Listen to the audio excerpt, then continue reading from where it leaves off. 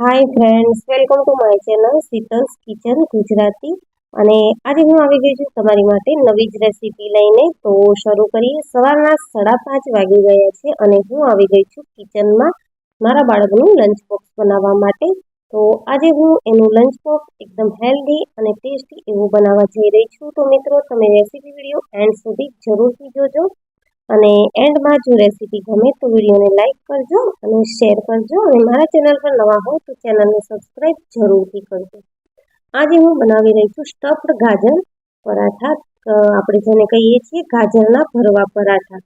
તો ગાજરના ભરવા પરાઠા બનાવવા માટે અહીંયા મેં પહેલા ઘઉંનો લોટ લઈ લીધો છે અને તેમાં સ્વાદ પ્રમાણે મીઠું ઉમેરી થોડું થોડું પાણી કરી અને પરાઠા જેવો લોટ બાંધી લીધો છે. હવે લોટને આપણે 10 મિનિટ માટે સાઈડમાં મૂકી દઈશું અને ત્યાં સુધી આપણે ગાજરનું સ્ટફિંગ બનાવી લઈશું. તો ગાજરનું સ્ટફિંગ બનાવવા માટે અહીંયા મેં ગાજરને છીણી લીધા છે. તો આ રીતે આપણે ગાજરને છીણી લેવાના છે. હવે ગાજરમાં અડધી ચમચી જેટલો પાવભાજી મસાલો, અડધી ચમચી જેટલો ચાટ મસાલો, અડધી ચમચી જેટલો ધાણા જીરું પાવડર, ચપટી જેટલું આપણે લાલ મરચું ઉમેરીશું અને સ્વાદ પ્રમાણે મીઠું ઉમેરી અને ગાજરનું જે છીણ છે તે બધા જ મસાલા સાથે સારી રીતે મિક્સ કરી લઈશું. તો જો બાળકો શાકભાજી કે આ રીતના ગાજર વગેરે ખાવાની ના પાડે તો તમે આ રીતે બાળકોને ખવડાવી શકો છો. તો તેમનું લંચ બોક્સ એકદમ હેલ્ધી બની જાય છે અને તેમની ભૂખ પણ સંતોષાય છે અને તે હોશે હોશે ખાય છે. તો આપણું ગાજરનું સ્ટફિંગ રેડી છે. હવે આપણે રોટલીની સાઈઝના લુવા કરી અને પરાઠા બનાવી લઈશું. તો આ રીતે મેં ગોળ રોટલી વણી લીધી છે. તો બહુ પતલી પણ નહીં અને બહુ જાડી પણ નહીં, એવી મીડિયમ એવી રોટલીને વણી લીધી છે. હવે આપણે તેમાં ગાજરનું સ્ટફિંગ એડ કરીશું.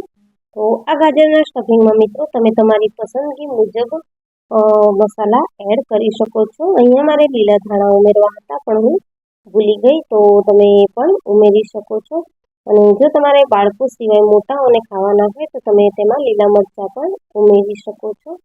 તો આ રીતે ગાજરનું સ્ટફિંગ ભરી ટ્રાયંગલ શેપ આપી અને આપણે પરાઠાને ફોલ્ડ કરી લઈશું. તો આ આપણો થઈ જશે ટ્રાયંગલ શેપનો પરાઠો.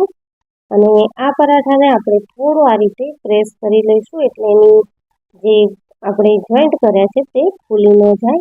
હવે આપણે સર્કલમાં પરાઠા બનાવી લઈશું. તો આ રીતે રોટલી વણી લીધી છે મેં અને સેમ એવી જ બીજી રોટલી પણ વણી લીધી છે. તો 2 રોટલીઓ આપણે વણી લઈશું અને ત્યારબાદ એક રોટલી પર આ રીતે અંદરની સાઈડ આપણે ઘી લગાવી લઈશું અને ગાજરનું જે રેડી કરેલું સ્ટફિંગ છે તે એડ કરી લઈશું. બધી જ બાજુ કિનારી સીલ કરવા સિવાય આપણે વચ્ચે સારી રીતે સ્ટફિંગ ભરી દઈશું અને ત્યારબાદ ઉપર બીજી રોટલી મૂકી અને આ રીતે રોટલીની કિનારીને થોડી એવી પેક કરી લઈશું અને 1 કે 2 વેલણથી રોટલીને આપણે પરાઠાને વણી લઈશું. તો આપણો આ સર્કલવાળો પરાઠો પણ બનીને રેડી છે. તો હવે આપણે પરાઠાને શેકી લઈશું. પરાઠા શેકવા માટે અહીંયા મેં પેન ગરમ કરી લીધી છે અને તેમાં થોડું એવું ઘી લગાવી લીધું છે. તો પરાઠાને આપણે મીડિયમ ફ્લેમ ઉપર બંને સાઈડ ઘી લગાવતા જઈ અને શેકી લેવાના છે. જો આપણે બાળકોના લંચ બોક્સ માટે પરાઠા બનાવીએ છીએ તો ઘીમાં શેકીશું તો તેનો ટેસ્ટ વધારે સારો આવશે અને બાળકોને પણ ખૂબ જ ભાવશે. એમાંય મારા બાળકને તો પરાઠા નામ સાંભળીને જ ખાવાની ઈચ્છા વધી જાય છે. તો તેને હું રોજ અલગ અલગ ટાઈપના પરાઠા બનાવીને આપતી હોઉં છું. તો આ રીતે આપણે સર્કલવાળો પરાઠા પણ શેકી લઈશું ઘી લગાવીને. અને તમે જોઈ શકો છો કે એકદમ ક્રિસ્પી અને ગોલ્ડન બ્રાઉન કલરનો આપણો પરાઠો શેકાઈને રેડી થઈ ગયો છે. તો એકદમ હેલ્ધી અને ટેસ્ટી એવું બાળકોનું લંચ બોક્સ આપણું બનીને રેડી થઈ જશે અને બાળકો લંચ બોક્સ ખતમ કરીને આવશે એ વાતની ગેરંટી છે. તો આ રીતે મેં પરાઠાને થોડો એવો પ્રેસ કરી અને ક્રિસ્પી ટાઈપ શેકી લીધો છે એટલે જે બહારનું લેયર છે તે એકદમ ક્રિસ્પી રહેશે અને ખાવાની ખૂબ જ મજા આવશે.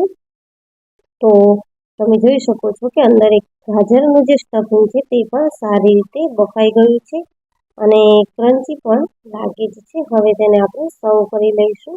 તો આ રીતે મેં પિઝા કટરથી પરાઠાને 4 ભાગમાં કટ કરી લીધું છે.